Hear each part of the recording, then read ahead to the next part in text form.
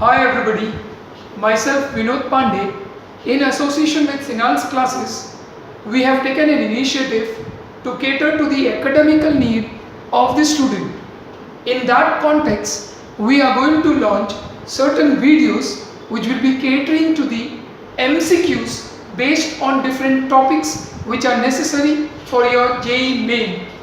In that case, we are going to take up only those questions which are more likely to be asked in your competitive exams. So let us begin with that.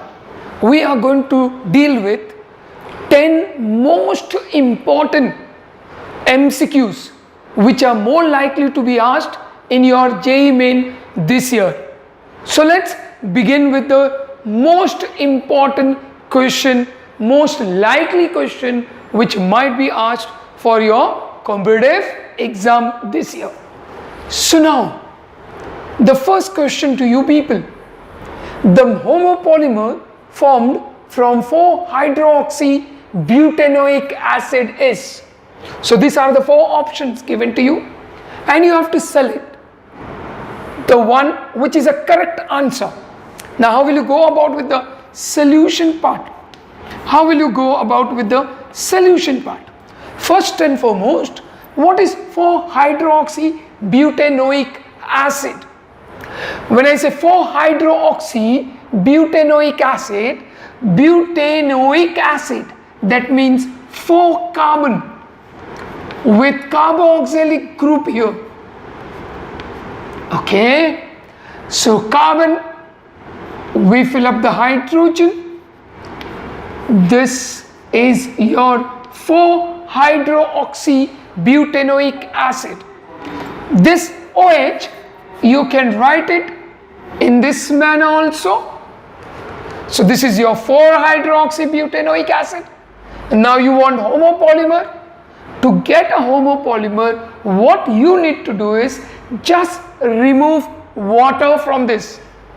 Just remove water from this and you get your polymer. You get your answer.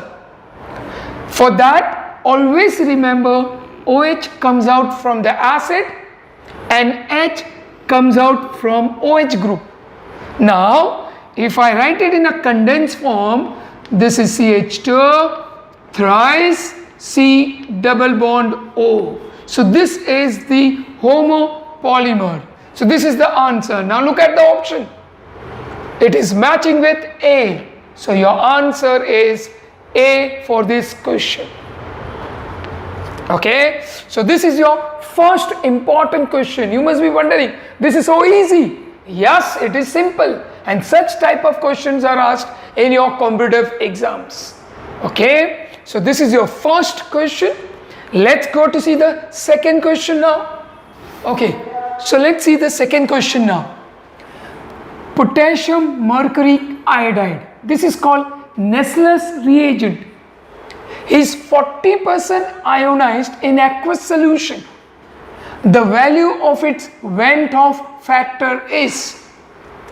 Now we all know Vent-Hoff factor is I is equal to 1 minus alpha plus n alpha, where alpha stands for degree of dissociation and it is given 40%. So alpha percentage is given as 40%. 40%. Now, therefore, alpha will be 0.4. Alpha is 0.4. What is n then? N factor. We all know Nessler's reagent, that is K2HgI4, is a coordinate complex compound which dissociate to give you 2 potassium ion and 1 complex ion, Hg(I4) minus 2. Okay, so now total number of ions are 3. 2 plus 1, 3. So n value is 3. Substituting this value here, so I will be equal to 1 minus alpha is 0.4 plus 3 into 0.4. So your I will be, after solving this, it is 1.8. So the answer for this question is A. The answer for this question is A. Okay.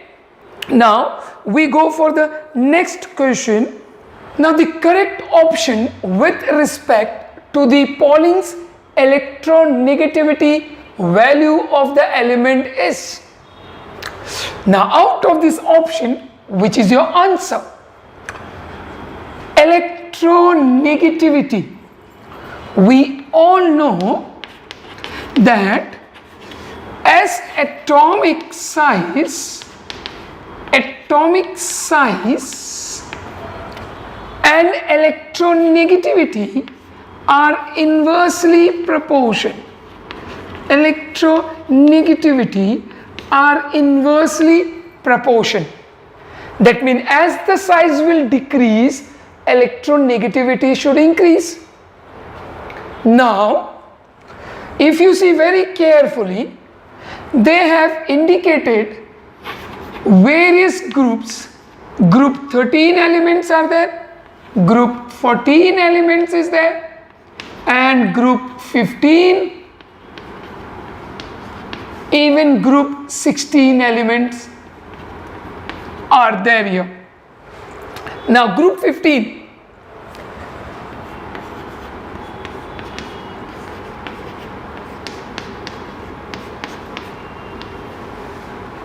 now if you see group 15, boron, group 13, boron, aluminium, gallium, indium, thallium can be remembered as bangan, aloo, gobi in thali.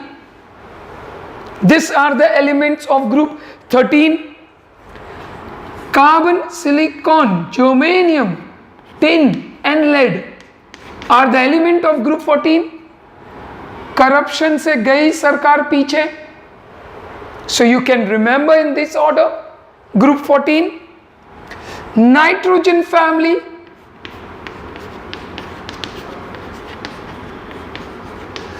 Nitrogen, phosphorus, arsenic, antimony, bismuth can be remembered as nalayak, pagal, alshi, sharabi, battamiz is group 15 elements. Oxygen family, oxygen, sulfur, silarium, tellurium, polonium, on special service, traffic police. So you can remember all these elements. Now, as we know, as we go across the periodic table, the size decreases.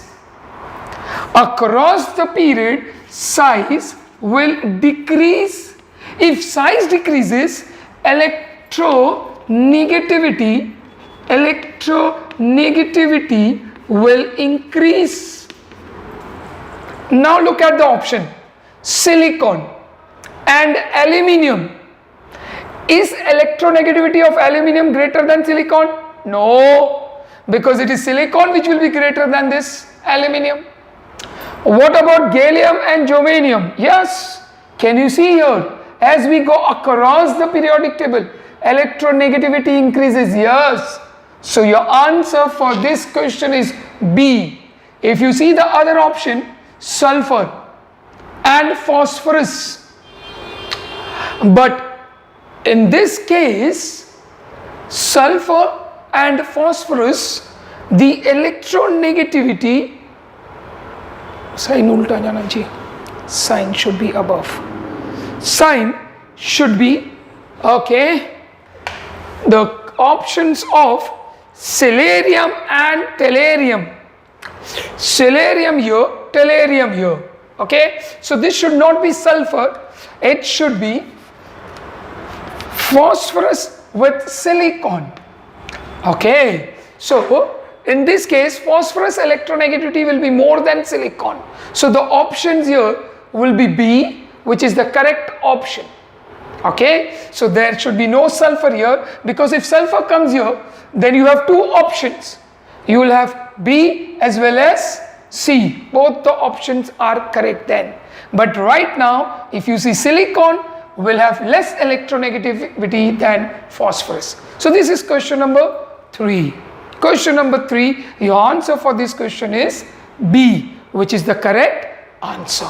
Okay, let's see question number 4 now. In case of question number 4, the hydride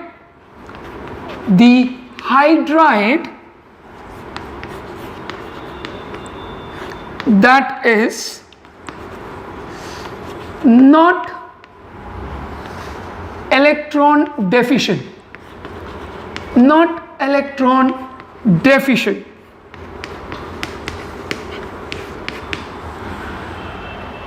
the hydride that is not electron deficient is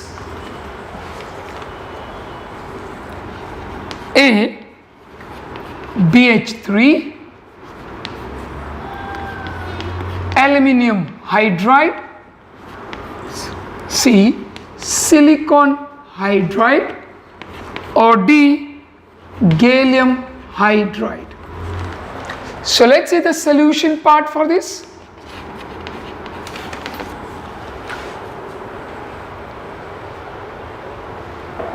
So the hydride that is not electron deficient is, let's take BH3 first. Boron. Boron has 3 electrons in its outermost shell because its atomic number is 5. So 3 electrons in its outermost shell. One it is sharing with hydrogen. So in this case, boron has 6 electrons in its outermost shell. So it has a deficiency of 2. 2 electrons required, 1 pair is required. So this cannot be your answer. What about aluminium hydride? The same way. Aluminium's atomic number is 13. This also has 3 electrons in its outermost shell. So aluminium also is electron deficient. And the one which is electron deficient, they are called Lewis acid. So they are Lewis acid, or also called electrophiles. So these 2 are electrophiles. What about silicon hydride? Oh, silicon has 4 electrons in its outermost shell. It has 4 electrons in its outermost shell, and 4 electrons are shared by hydrogen. Total comes to 8. So it does not have electron deficiency. So your answer for this is C. Gallium hydride also has a deficiency of electron. Okay, so your answer for this question is C, where all the electrons total makes up 8, which is not electron deficient. So this is question number 4 for you. Let's go to see now question number 5. Now look at this question. Propane 1-ol can be converted to butanoic acid by the following sequence of steps. Which is the correct steps? Which is the correct answer for this? Now when we start with propane 1-ol,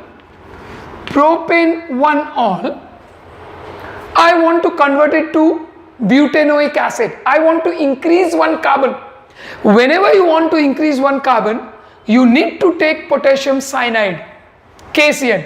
It has to pass through cyanide. So what I am going to do is, let's check it out with the first option.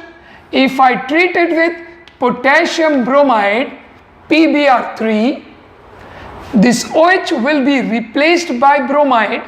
So we'll get CH3, CH2, CH2Br. That is 1 bromopropane.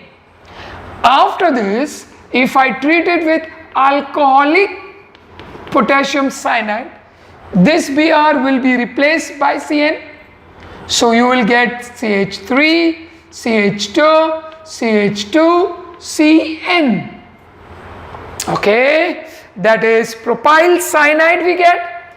Now you can do hydrolysis acidic hydrolysis. And the moment you do cyanide hydrolysis, acetic hydrolysis, you will get butanoic acid. So option A itself is correct. Option A itself is correct. Okay, so this is question number 5 for you people. Question number 6 is the electrode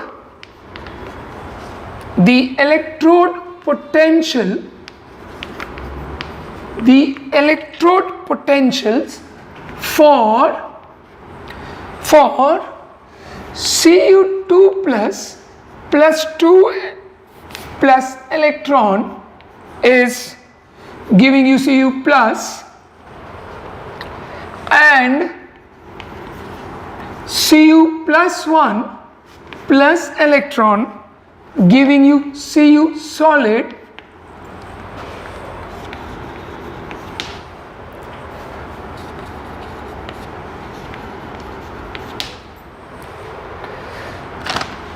are 0.15 volt and plus 0.50 volt respectively.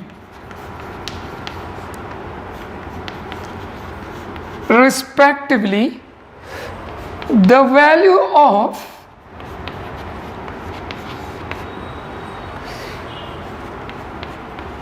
E naught Cu2 plus 2 Cu will be A 0.10 volt, B 0.500 volt, C 0.325 volt, or D 0.650 volt. Now, how will you solve this question? Solution. We know that delta G, that is change in Gibbs energy, is given as NFE, where E is the electrode potential, F is the Faraday, N is the number of moles of electron given out. Let's consider equation number 1. Which is given as Cu2 plus aqueous plus electron giving you Cu plus 1 aqueous. For this, the voltage given is 0.50 volt. 0.15 volt.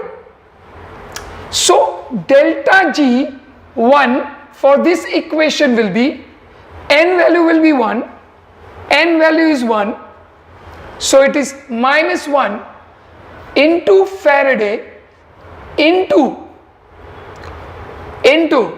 what is the value of E here? It's given 0.15. So ultimately this is minus 0.15 F. This is for first equation. Now equation number 2 is Cu plus 1 plus electron giving you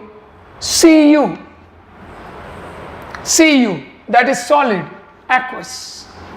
Okay, for this delta G2 will be equal to, the N value here is 1 again, so it is minus 1 into Faraday into, this time the value of electrode potential is 0.50 0.50 volt, which is 0.50 volt minus. Okay, so this much Faraday, this much Faraday. Okay, now the required equation for us, required equation is, I wanted Cu2 plus to Cu. That means Cu2 plus aqueous will accept 2 electrons and get converted into Cu. Cu solid. For this, delta G will be equal to minus 2F, for which I want the E value. I want the electrode potential value for this equation. I wanted E for this equation. Acha, how will you get this equation? If you see very carefully, equation 1 and equation 2, if you add these two equations, you will get the final equation, required equation. So therefore, delta G will be equal to, of the total, will be equal to delta G1 plus delta G2. That is minus 2Fe will be equal to minus 0.15 into Faraday minus 0.50 Faraday. Now what you need to do is, Faraday gets cancelled, so minus 2 E naught will be equal to, F get cancelled, so minus 0.15 and minus 0.5 makes up 0.65. Therefore, the final answer will be, E naught will be 0.65 divided by 2. The answer for question number 6, which we did, is 0.325 volt. Now we go for question number 7. The normality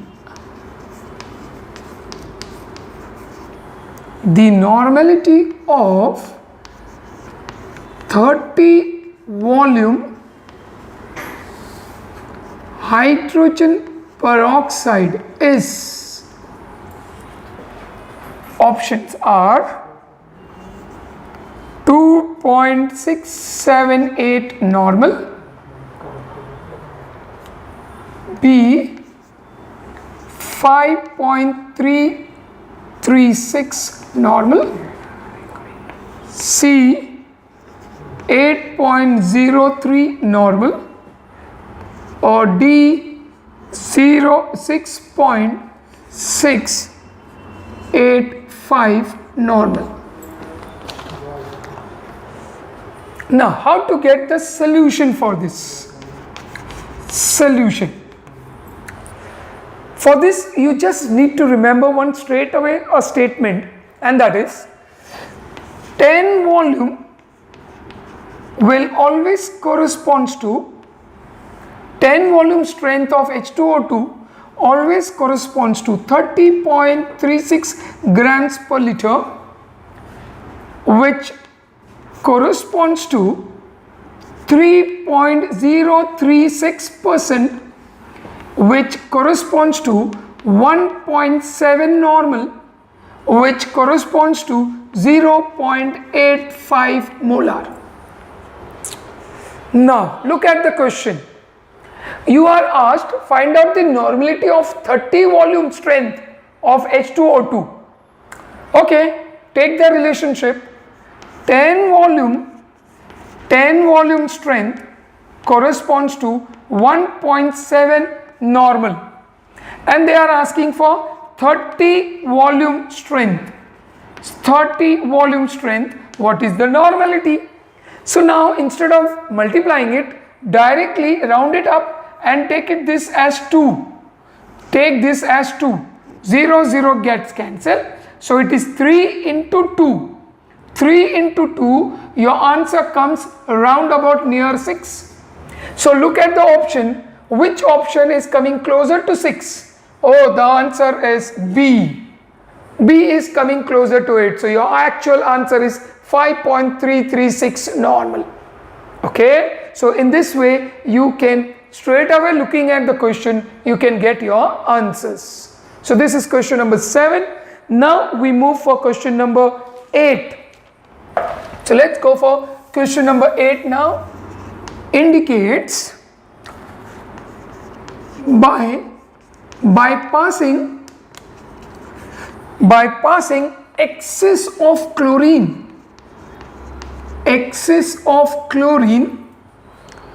gas, bypassing excess of chlorine gas in boiling toluene, which one of the following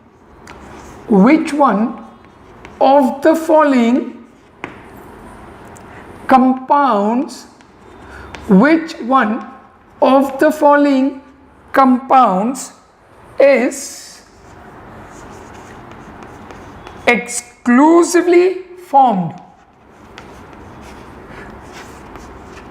The options are A,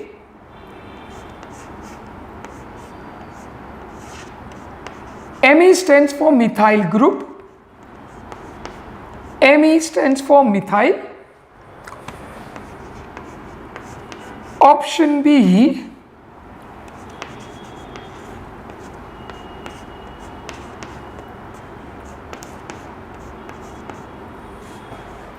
option C,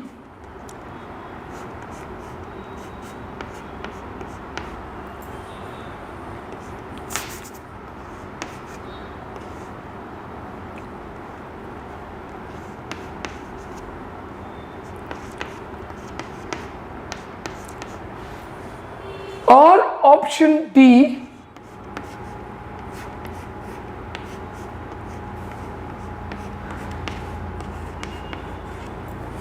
okay.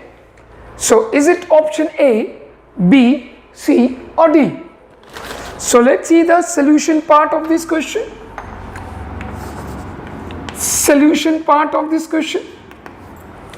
By passing excess of chlorine in boiling toluene. First of all, what is toluene? It is benzene ring with methyl group on the top. Methyl group. This is called methyl benzene. Okay. So methyl benzene is also known as toluene. Now to this you are passing excess of chlorine. Excess of chlorine. Now why I wrote 3 here, I will let you know. First and foremost, do remember, substitution reaction is going to take place here.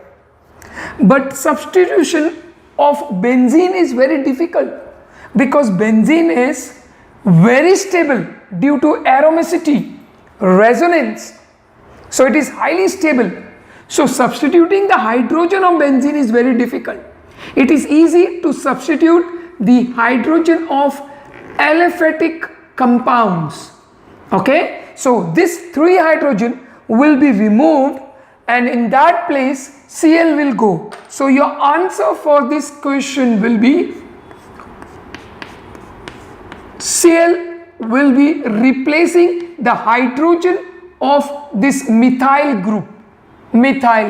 Okay, and the 3 hydrogen will combine with the remaining 3 chlorine and forms HCl. So option number D is your correct option. Option D is your correct answer. This is question number 8. Question number 9 is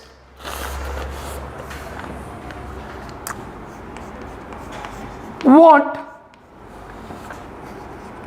will be the pH what will be the pH of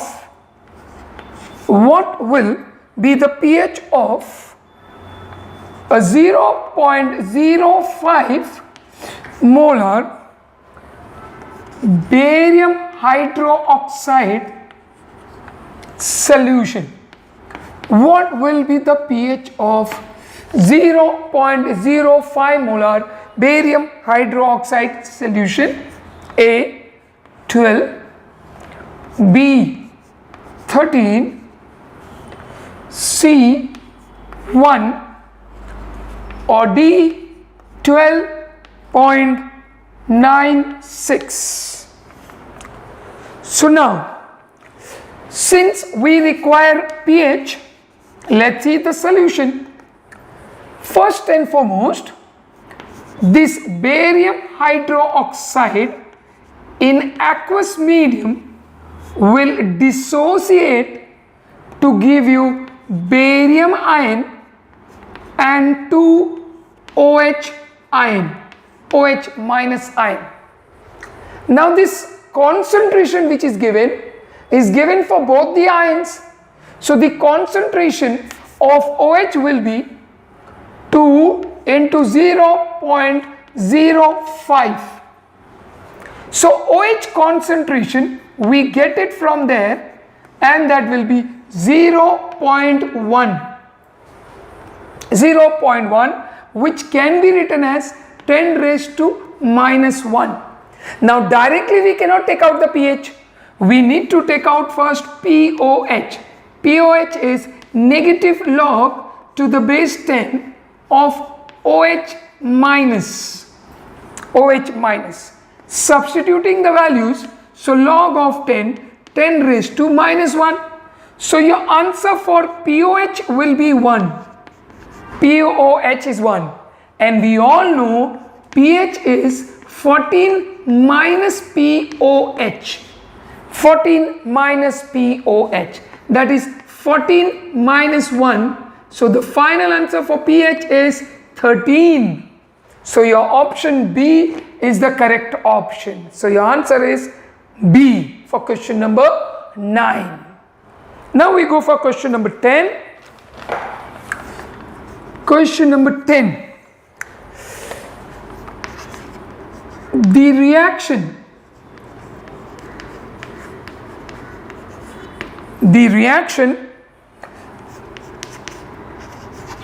MgO solid, magnesium oxide solid plus carbon solid forms magnesium solid plus carbon monoxide gas,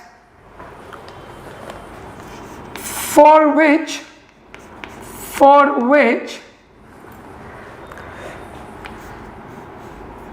change in enthalpy, standard change in enthalpy is given as plus 491.1 kilojoules per mole, and delta S, that is change in entropy is 198 joules per Kelvin per mole, is not feasible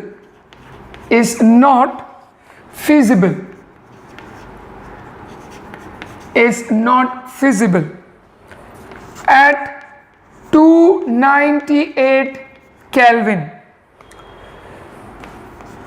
Temperature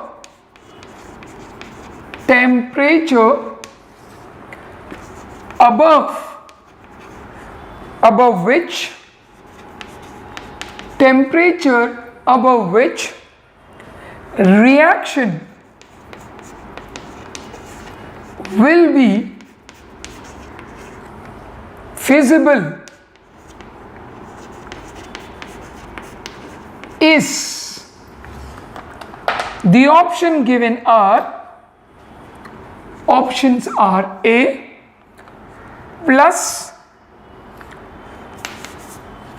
1890.0 Kelvin, B 248.0.3 Kelvin, C 2040.5 Kelvin, or D 2380.5 Kelvin. Now we go for the solution of this question. It says the reaction for which delta H is given to us and delta S is given to us. They are asking for temperature. They are asking for temperature. Okay, and they want the reaction to be feasible. At which temperature? We know that temperature can be calculated as delta H, standard delta H, divided by entropy change. Entropy change. So change in enthalpy divided by change in entropy. So let us see now, and do remember delta H value is given in kilojoules. So you need to convert into joules per mole. For that you need to multiply by 1000. So delta H is given as 491.1 multiplied by 1000 to make it joules per mole. Okay, this is conversion into joules, divided by, so this is joules per mole. Okay, joules per mole. Okay, now delta S is given as 198 joules per Kelvin per mole. Okay, per Kelvin per mole. Now I want temperature. Okay, now rather than sitting and directly dividing it, why don't we take approximate value? Why don't we take approximate value? Okay, so what I will do is, I will round it up this part. I will round it to 500. 491.1, I rounded it to 500 into 1000 divided by this, I rounded up to 200. Okay, now just see approximation. So this and this will get cancelled. 2 5s are. So our calculation becomes easy. So it is 500 into 5. So your answer is approximately 2500 Kelvin. Approximately. The Kelvin will go up, joules and joules gets cancelled, mole per mole gets cancelled. So answer comes in, temperature will be approximately near about 2500 Kelvin. Now look at the option. Which option is closer to this value? Option B. So the answer is B. So easy it is to solve it by taking some approximation values. Okay, chalo, bye, thank you.